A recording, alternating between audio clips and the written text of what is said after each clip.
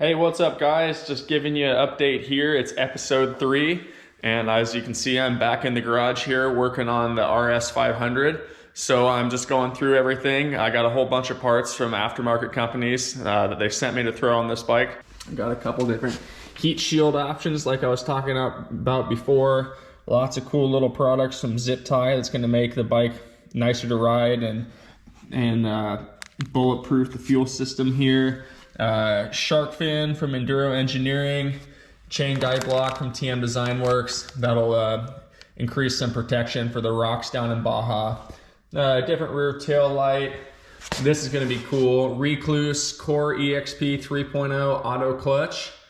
Funnel web air filter. That's going to be really neat because this pyramid design holds way more dirt than the standard filter, so I won't have to clean as often. And then some graphics from Fusion Graphics in Washington. So yeah, let's get started installing this stuff.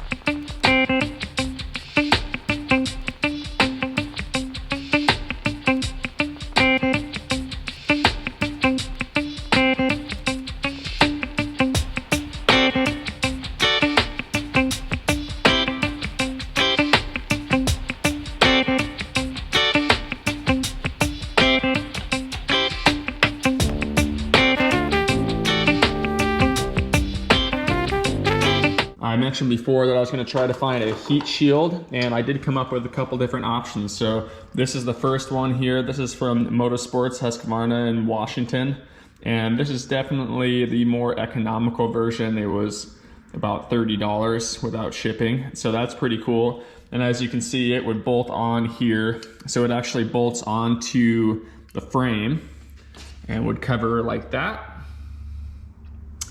Other option is from P3 Carbon, and this is a pretty neat piece. It's all carbon fiber. It was substantially more expensive. It was around 115 retail. And then what's cool about it is it actually mounts to the pipe. I did want to show you guys that there are two good options there. They're gonna be able to protect my boots, keep them from melting. I'm gonna play with both of them here and decide which way I want to go. All right, so now I'm throwing this fuel sock in. So this is made by Twin Air, and here's a cross section of the tank. You can see what it does, but basically it's like a fuel filter sock that fits inside the tank. It's specific for a Cherokee, Safari, IMS tanks, so it should work great for the Safari tank. Real quick and easy to install. Just pop the cap off. Open the package.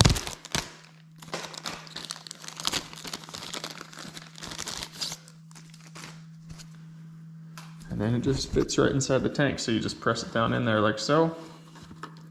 Fits right inside the neck. If there's a little bit of debris in your gas can when you're pouring it in, it keeps it out of the fuel pump, out of the fuel filter. It generally keeps the fuel system happy.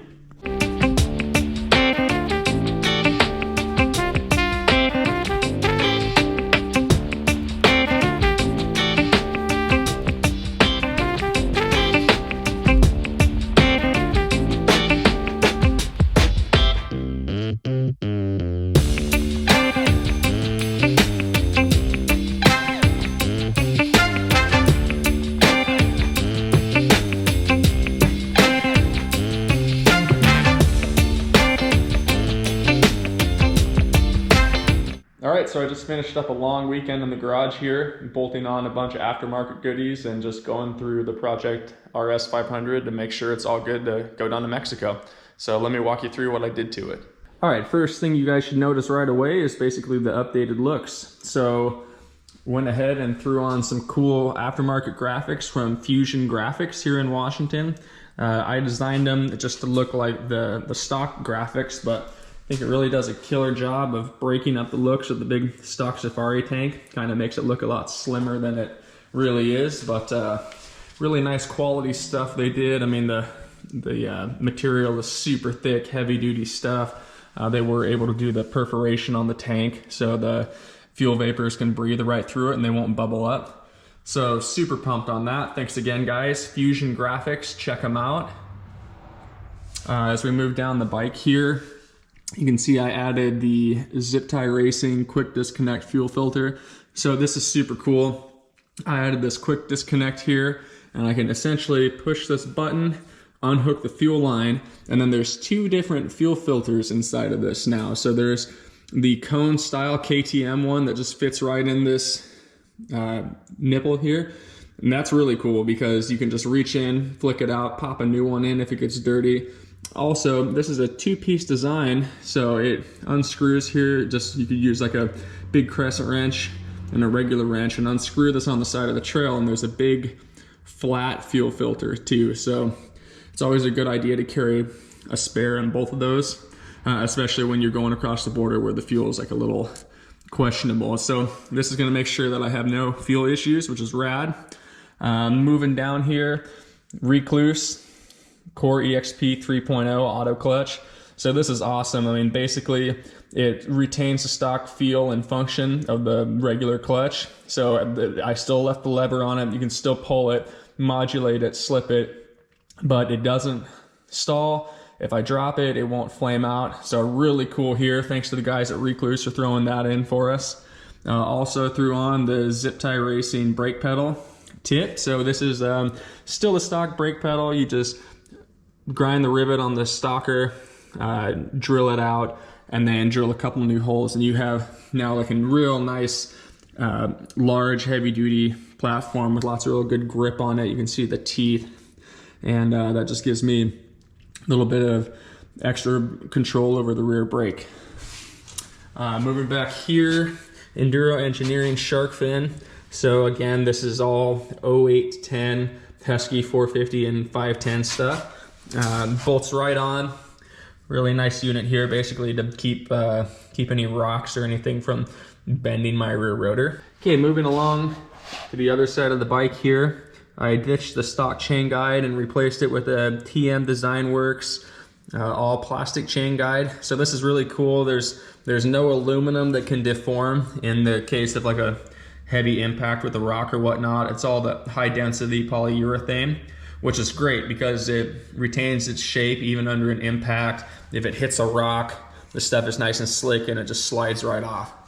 So that's gonna be really nice. This is really gonna bulletproof the rear of the bike here. I ditched the stock chain guide and threw a Zip Tie Racing Case Saber on there. So this is made out of the same material as the chain guide block. It's high density polyurethane, and this is designed to absorb impacts. So if a stone was to come off here or the chain was to come off, the material here is going to absorb a lot of that impact and keep from breaking the case. So really cool. Again, just a nice bolt-on piece that Ty has.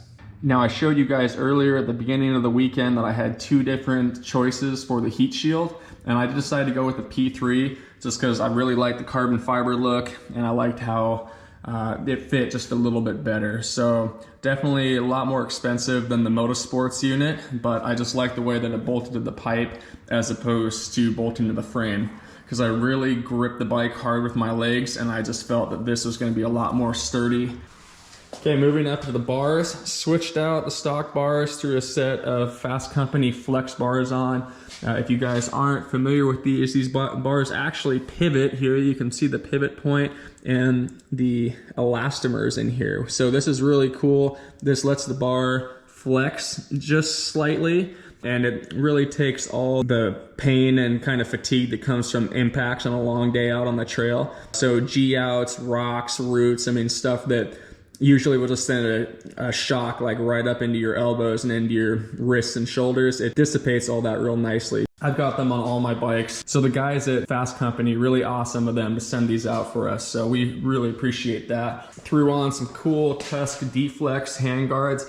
As you can see, they've got the turn signal built right into them. So that's pretty neat. Really cleans up the front end of the bike. I mean, it looks just like a nice regular enduro bike, but I still have the blinkers in there.